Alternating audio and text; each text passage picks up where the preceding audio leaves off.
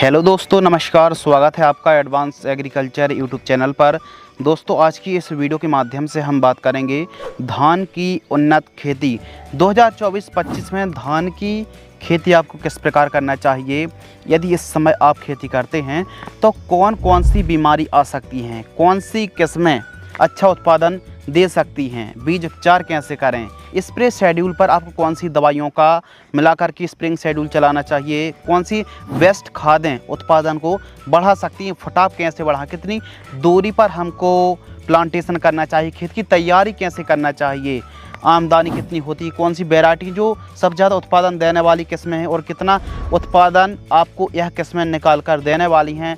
Nursery के बारे में बात करेंगे और जो भी बीमारी आती ना उनका सही सटीक इलाज उपाय के बारे में बात करने वाले हैं। तो चलिए शुरू करते हैं। सबसे पहले बात करते हैं दोस्तों टाइमिंग यानी समय। तो जो समय है, जो टाइमिंग है धान की खेती करने के लिए, जून और जुलाई यह दोनों महीना बेस्ट माने जाते हैं धान की बुआई करने के लिए यानी रोपण के लिए। लेकिन नर्सरी तैयार करने के लिए लगभग 25 से 28 दिन का समय तो आप मान लीजिए। तो आप जब भी प्लांटेशन कर रहे हैं तो कम से कम 25 दिन पहले, 30 दिन पहले खेत की अच्छी तैयारी करके नर्सरी तैयार करनी पड़ेगी। तो जो नर्सरी का जो समय है दोस्तों, वो 15 मई से लेकर के 25 जून के बीच में हर हालत में आपको नर्सरी तैयार कर लेनी चाहिए। और जो रोपण है 15 जून से लेकर के 20 जुलाई तक आप प्लांटेशन कर सकते हैं, यानी यह समय बहुत ज़्यादा बढ़िया है। अब जो वैरायटियाँ हैं जो ज़्यादा समय लेती हैं उनको आप ज़्यादा लेट करेंगे तो फिर आगे चल के धान के बाद वाली जो अगली फसल है फिर वो भी उसमें और ज़्यादा टाइम लगने वाला है। तो टाइम का विशेष रूप से आपको ध्यान रखना चाहिए। अब यदि बरसात नहीं हो रही है तो आप स्प्रिंकलर चला करके खेत की तैयारी करके नर्सरी तैयार कर लीजिए। अब नर्सरी कैसे तैयार की जाती है वीडियो तो चैनल पर बन ही गई है, लेकिन फिर भी हम आपको समझाने वाले हैं। तो इस हिसाब से टाइमिंग को आपको मैनेज करना है क्योंकि समय बहुत इम्पोर्टेंट है। खेत की तैयारी, अब खेत की जो आपको तैयारी करना है वो बढ़िया तरीके से करना है, यानी जो पराली है अच्छे से पलटाने वाले हल से, तोता हल कल्टीवेटर्स हैं, मिट्टी को अच्छे तरीके से प्लोविंग कराना है, चाहे कल्टीवेटर या फिर तोता हल से। कुछ इस प्रकार 1 एकड़ में 5 से 6 मेड़ या फिर क्यारियों की आवश्यकता पड़ने वाली है, ताकि हम यदि पानी भर सकें तो फिर पार्ट टू पार्ट आराम से भर भी सकें और खाली भी कर सकें, और इस हिसाब से प्लांटेशन करने में भी आसानी होती है। तो क्यारी बनाकर ही हम मतलब धान की प्लांटेशन करने वाले हैं। और गोबर की खाद हम यूज कर सकते हैं जब खेत की तैयारी कर रहे हैं, या फिर जब हम पडलिंग करेंगे, मचाई करेंगे तो उस समय भी हम जो खादें हैं उनके साथ हम गोबर की खाद का प्रयोग कर सकते हैं। लेकिन सूखे खेत पर गोबर की खाद बिखेर दीजिए, ताकि फिर गीले या फिर जब खेत की मचाई हो रही है तो उस समय बिखेरने में समस्या आ सकती है। वैरायटियों की बात कर लेते हैं दोस्तों। तो जो किस्में हैं वो ही बहुत ज़्यादा ज़रूरी हैं। 20 से 30% यह जो टॉपिक है ना महत्वपूर्ण है, क्योंकि वैरायटियों का आप गलत चुनाव करेंगे तो फिर पैदावार घटने वाली है। और यदि आपने वैरायटी अच्छी भी चुनाव करी है और उसकी प्रॉपर केयर नहीं करी तो भी पैदावार घटने वाली है। यानी बेस्ट वैरायटी और उसका बेस्ट सॉल्यूशन बेस्ट तरीके से ग्रो करते आना आपको चाहिए। तो वे कौन सी किस्में हैं? यदि हम हाइब्रिड किस्मों की बात करें तो बायर कंपनी की अराइज 6444 गोल्ड को आप लगा सकते हैं। पुरानी है लेकिन आज भी अच्छा उत्पादन देती है। जेके सीड्स की 2609 को लगा सकते हैं। कावेरी की 468, श्री राम की बायो सीड्स BH21 और VNR की 2121 वैरायटी को लगा सकते हैं। वहीं PR की बात करें, परमल धान की बात करें तो PR 114, PR 128, PR 131 है, PR 126 वैरायटी को लगा सकते हैं। और यदि आपके एरिया में बासमती को लगाया जाता है, पर बासमती पर आप इंटरेस्ट रखते हैं, बढ़िया आपकी सॉइल है और बढ़िया बरसात होती है, तो फिर पूषा बासमती जो धान है ना काफ़ी सुगंधित, टेस्टी, खाने में काफ़ी बेस्ट और एकदम वाइट, इन किस्मों को, इन पूषा बासमती वैरायटी को आप लगा सकते हैं। काफ़ी टेस्टी सुगंधित वैरायटी हैं। PB 1718 जो वैरायटी है ना बहुत ही लाजवाब वैरायटी, बहुत ज़्यादा पुरानी भी नहीं है लेकिन एवरेज में उत्पादन बहुत अच्छा देती है। PB 1692 है, पूसा बासमती 1847 है, PB 7 वैरायटी को आप लगा सकते हैं। तो हाइब्रिड, परमल और बासमती धान की बात करी। अब 4-4, 5-5 किस्मों के बारे में बात करी और सबकी सब बेस्ट वैरायटी। बाकी मार्केट में तो हज़ारों वैरायटी उपलब्ध हैं। प्रति एकड़ सीड्स, यदि आप 1 एकड़ पर दोस्तों धान की खेती कर रहे हैं तो 6 किलोग्राम सीड्स आपको रिक्वायरमेंट ज़रूरत पड़ने वाली है 1 एकड़ के लिए। बीज उपचार आपको ज़रूर करना चाहिए। यदि आपके एरिया में आपकी स्वेल पर कम फंगस का प्रकोप है तो CM75 यानी कार्बेंडाजिम और मैंकोजेब युक्त जो फंगिसाइड आती है, इससे बीजों को उपचार कर सकते हैं, यानी 2 ग्राम की दर से उपचार कर सकते हैं। लेकिन यदि फंगस का प्रकोप ज़्यादा होता है तो फिर आपको एक काम करना होगा, झेलोरा के साथ स्ट्रेप्टोसाइक्लिन सल्फेट मिलाकर बीजों को उपचारित करना पड़ेगा यदि फंगस का प्रकोप ज़्यादा है। बीज उपचार अच्छा करेंगे, बढ़िया करेंगे तो जर्मिनेशन अच्छा होगा, अंकुरण परसेंटेज बढ़िया रहेगा, जड़ों में लगने वाले फंगस से प्रोटेक्शन देखने के लिए मिलेगा। और जड़ संबंधित जो परेशान करते हैं ना फंगस, एकदम सूखने की समस्या या फिर गलन की समस्या, फिर बढ़वार पौधा नहीं ले पाता है और फिर जर्मिनेटेड भी ठीक तरीके से नहीं हो पाता है तो समस्या आती है। तो बीजों के चारों ओर एक प्रकार से सुरक्षा कवच बन जाता है यदि आप बीज उपचार करते हैं। बीज उपचार करने के लिए आप तिरपाल में या फिर कोई भी बर्तन में बीजों को निकाल करके पानी के छींटे मार करके कुछ इस प्रकार आपको मतलब सीड्स ट्रीटमेंट करना चाहिए। चाहे वैरायटी लगा रहे हो, कोई भी वैरायटी लगा रहे हो, बीज उपचार आप घर में ही करें, यानी इसका फ़ायदा आपको प्रत्यक्ष रूप से मिलने वाला है। नर्सरी तैयार के ऊपर भी हम दोस्तों बात कर लेते हैं कि कैसे हमको पौधशाला तैयार करनी पड़ेगी।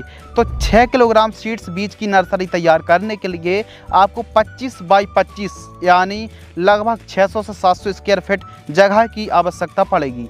और जगह का ऐसा चुनाव करें जब चाहें आप पानी को निकाल सकें और जब चाहें आप पानी को मतलब भर सकें। यानी आप थोड़ा जल्दी नर्सरी तैयार करते हैं तो यदि बरसात कम हो रही है तो पानी गर्म होने वाला है तो फिर हम समय समय पर निकाल भी सकें। और जब अंकुरण होता ना, गर्म पानी होगा तो फिर मतलब अंकुरित जो आपके सीड्स हैं वो एकदम सूखने वाले हैं। तो ऐसी जगह का चुनाव करें, ऊंची जगह का, जहां हम पानी भर भी सकें और खाली भी कर सकें। अब 25 बाई 25 लंबाई और 25 चौड़ाई जगह पर आपको क्यारी बना लेना है, 3-4 क्यारी हैं, 5 क्यारी। और उस पर जो खाद इस्तेमाल करनी है, गोबर की खाद 200 किलोग्राम, DAP खाद 1 से 2 kilogram, SSP 2 kilogram, muriate of potash 2 kilogram. और दीमक की समस्या भी रहती है तो रिजेंट 100 ग्राम, माइक्रो न्यूट्रियन आपको लेना है 100 ग्राम। तो यह जो जगह है 25 बाई 25 यानी 600 से 700 स्क्वायर फीट जगह पर आपको इन सभी को प्रयोग करना है।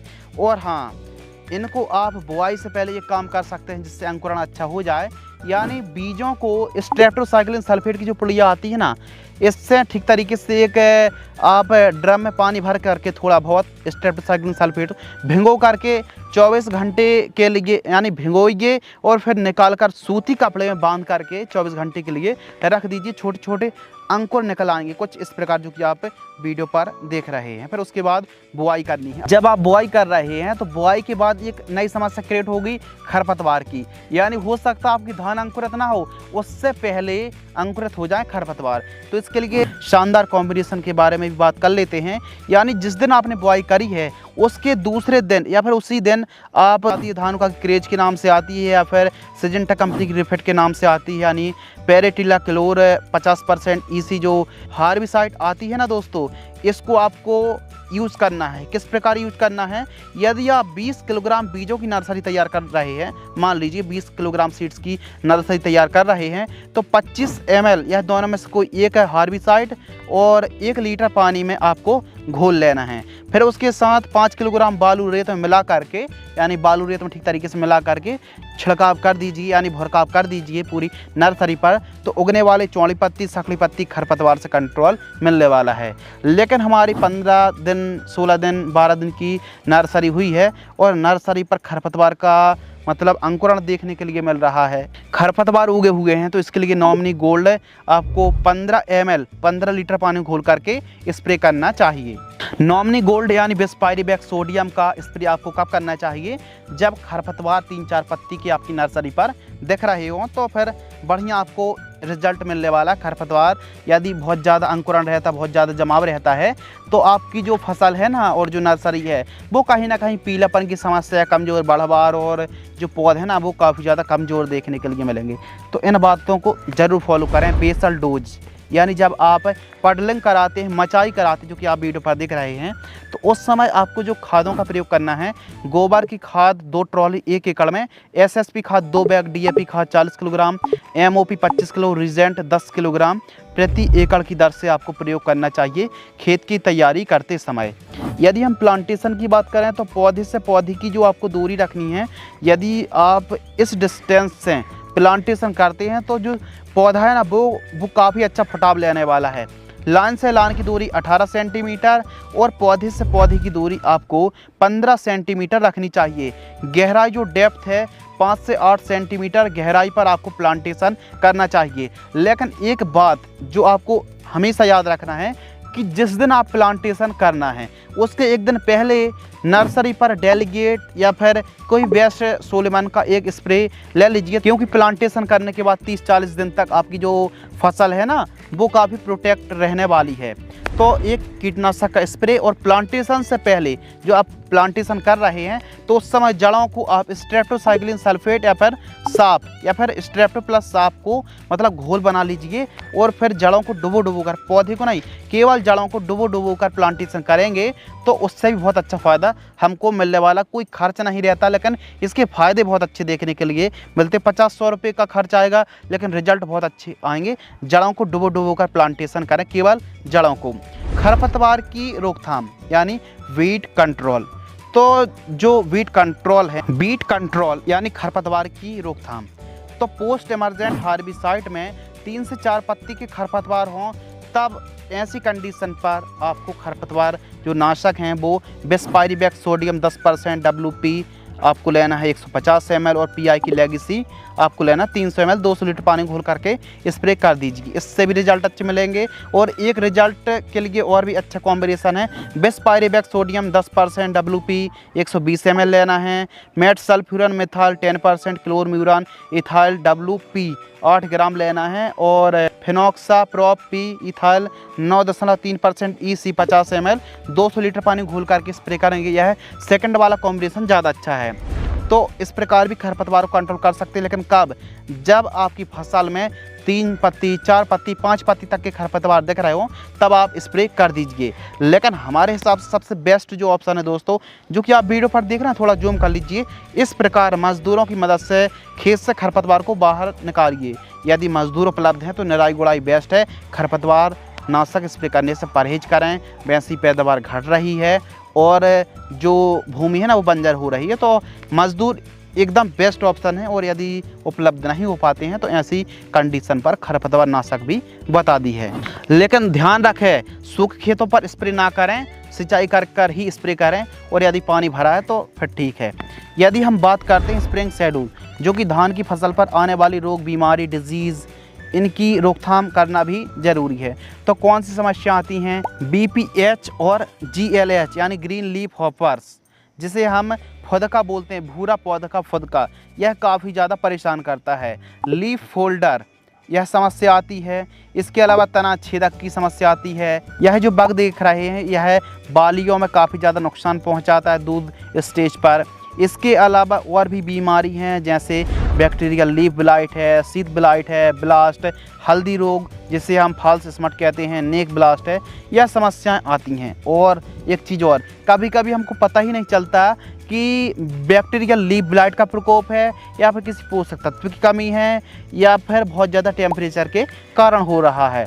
तो डिफिशेंसी भी आती है, जैसे जिंक की कमी, नाइट्रोजन की कमी, फास्फोरस की कमी, पोटास, सल्फर की कमी, मैग्नीज की कमी, आयरन की कमी, बोरॉन की कमी। तो देखिए, इसके लिए सबसे बढ़िया उपाय है कि बेसल के डोज में भी आपको खादों का प्रयोग करना है, और खड़ी फसलों में भी यदि सही खादों का और उपयुक्त खादों का आप प्रयोग करेंगे तो यह जो कमी आप देख रहे हैं ना पत्तियों में, यह कोई कमी देखने के लिए नहीं मिलेगी, पैदावारी काफ़ी अच्छी रहेगी। तो खादों का जो डोज है वो खाद शेड्यूल में बताएंगे। अभी बात करते हैं स्प्रे शेड्यूल। फर्स्ट स्प्रे 40 से 50 दिन की फसल होती है, तो इंडोफिल की टोकन या फिर ओसिन दोनों में से कोई एक कीटनाशक 10 ग्राम, वायर की फोलिकॉर फंगिसाइड 20 ml, वायर की जंप या फिर किसी भी कंपनी का जो फिप्रोनिल है ना वो आप ले सकते हैं। वो लगभग 3 से 4 ग्राम आपको लेना है। 15 लीटर पानी घोल करके स्प्रे करें, स्टिकर मिलाकर ही छिड़काव करना चाहिए। सेकंड स्प्रे 65 से 70 दिन की फसल, और जो थर्ड स्प्रे है वो 90 से 95 दिन की फसल होती है। तो BASF कंपनी की एक्सपोनस 1.5 से 2 ml आपको प्रति पंप लेना है, और इसके साथ प्रोपिकोनोजोल 10 ml 15 लीटर पानी में घोल करके स्प्रे करना चाहिए। तो इस हिसाब से आपको स्प्रेइंग शेड्यूल चलाना चाहिए। 3 स्प्रे पर आसानी से फसल तैयार हो जाती है, क्योंकि अभी अभी शीत ब्लाइट है और जो समस्या आती है ना, उनके लिए स्प्रे शेड्यूल चलाना पड़ता है। पहले हम बिना स्प्रे पर या फिर एक स्प्रे पर हमारा काम चल जाता था। हल्दी रोग के लिए प्रोपिकोनोजोल आप प्रयोग कर सकते हैं। खाद शेड्यूल, जो खाद शेड्यूल है, फर्स्ट खाद, इससे देखिए फुटाव अच्छे आएंगे, पैदावार बढ़ेगी और बालियों में चमक, टेस्ट, स्वाद और साइज, शेप, कलर सब बढ़ने वाला है। तो फर्स्ट खाद 15 से 18 दिन की फसल होती है तो यूरिया 30 किलोग्राम, सागरिका दानेदार 10 किलोग्राम, और किसी बेस्ट कंपनी का माइक्रो न्यूट्रिएंट फर्टिलाइजर्स आपको लेना है दोस्तों, लगभग 5 किलोग्राम, और क्लोरपायरीफास 500 ml से लेकर के 1 लीटर प्रयोग करें प्रति एकड़ की दर से। सेकंड खाद 30 से 35 दिन, थर्ड खाद 45 से 55 दिन की फसल होती है। और एक चीज़ और, 60 दिन बाद यूरिया खाद का प्रयोग आपको नहीं करना चाहिए। यदि बहुत ज़्यादा प्रयोग करेंगे 60-70 दिन बाद, तो फिर जो फसल है ना, उसमें गिरने की समस्या 100% आने वाली है। तो इसीलिए दोस्तों 50-55 दिन के पहले तक जो भी खादों का प्रयोग करना है, उसी समय तक बहुत ज़्यादा आवश्यकता इन खादों की होती है, तो इनकी पूर्ति आप कर दीजिए। रोपण के 60 दिन बाद जब देखो फसल गिरने की कभी कभी समस्या आती ही आती है, तो इसके लिए फसल गिरने की जो समस्या है, रोपण के 60 दिन बाद इस काम को जरूर करें। 50-60 दिन की फसल होती है तो लेहोसिन, चमत्कार दोनों में से कोई एक प्लांट ग्रोथ रेगुलेटर को आपको 20 ml 15 लीटर पानी में घोल करके स्प्रे करना है। एक PGR का स्प्रे 50-60 दिन में, और दूसरा स्प्रे लगभग 75 से 80 दिन के आसपास की फसल होती है, तब स्प्रे आपको करना चाहिए। और 2 स्प्रे ले रहे हैं तो 15-15 ml का स्प्रे करें, और केवल एक स्प्रे ले रहे हैं तो 60 दिन में 20 ml का स्प्रे आप लीजिए। समय अवधि की बात करें तो जो समय अवधि है वैरायटी की लाइफ साइकिल, वो टाइमिंग पर, वैरायटी पर काफ़ी ज़्यादा डिपेंड करती है।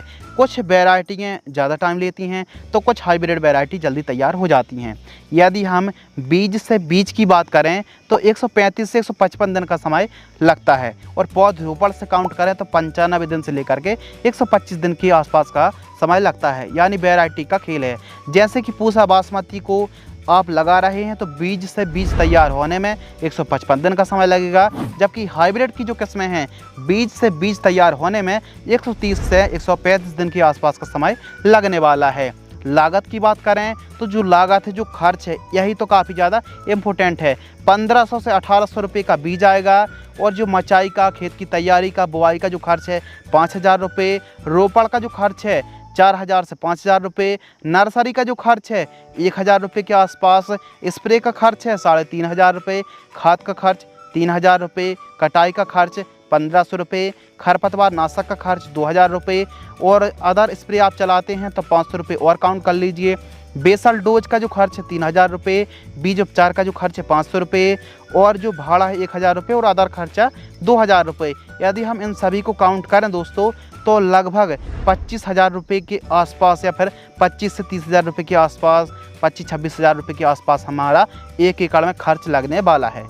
उत्पादन की बात करते हैं दोस्तों, प्रोडक्शन की, तो 1 एकड़ में यदि आप धान की खेती करते हैं तो एवरेज 28 से लेकर के 35 क्विंटल प्रति एकड़ की दर से पैदावार निकाल सकते हैं।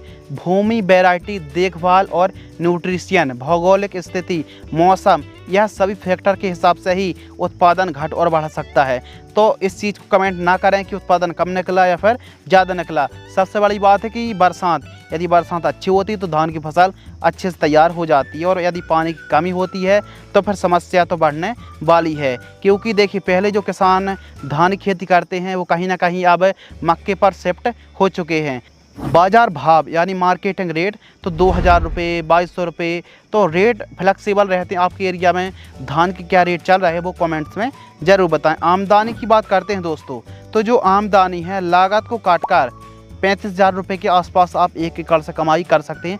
ज़्यादा कमाई नहीं है, लेकिन जो समस्याएं आती हैं, जो वैरायटी हैं, जो भी हर एक एक्टिविटी है, उसका हमने इस वीडियो के माध्यम से मतलब संपूर्ण जानकारी, संपूर्ण नॉलेज शेयर किया। यदि फिर भी कोई टॉपिक छूट गया हो तो कमेंट्स जरूर करें। मिलते हैं एक और इसी प्रकार एग्रीकल्चर और नई इन्फॉर्मेशन के साथ। तब तक के लिए धन्यवाद, नमस्कार।